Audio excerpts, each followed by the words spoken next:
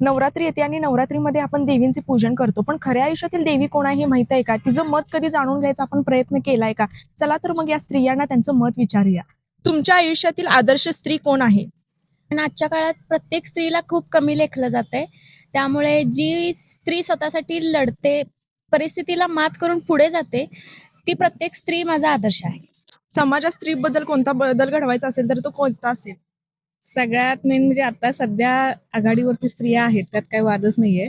पण बदल हा प्रत्येकाने आपल्या शारीरिक सांभाळ त्याच्यामध्ये सगळ्यांनी बदल घडवायला हवा. कारण स्त्री ही घराचा कणा असते आणि स्वतःसाठी सुद्धा खाणं पिणं असेल किंवा जे काय आपलं रुटीन आहे, तो बदल मात्र प्रत्येक स्त्रीनं करायला पाहिजे असं मला वाटते. आजच्या मुलींना तुम्ही कोणता सल्ला द्याल?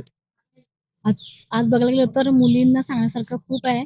कारण की पूर्वी जसं होतं की 7च्या आत घरात मुलींना बंधनं होती की बाहेर जायचं नाही किंवा काय नाही. पण आज मी मुलींना हे सांगू इच्छिते की जे तुम्हाला आता फ्रीडम मिळालेलं आहे, त्या फ्रीडमचा तुम्ही योग्य वापर करून घ्या.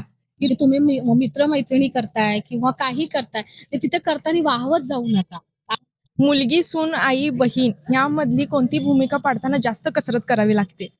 मुलगी असती तेव्हा आईवडिलांचं आपल्याला आधार असतो आणि सून असताना सासू सासऱ्यांच्या प्रेशर खाली वावरायला लागतं.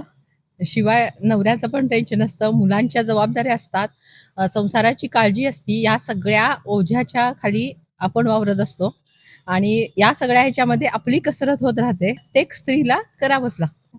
आजच्या समाजात स्त्रीला कोणत्या गोष्टींसाठी जास्त लढावं लागतंय? आज आणि आधी या ह्याच्यात जास्त काही फरक नाहीये. स्त्रीला लढावं लागतंच. मुली बाहेर पडतायत नोकरीच्या निमित्तानं, काहीतरी करण्यासाठी बाहेर पडतात. त्यामुळे स्वतःचं सेफ्टीसाठी मुलीला नक्कीच लढावं लागतं.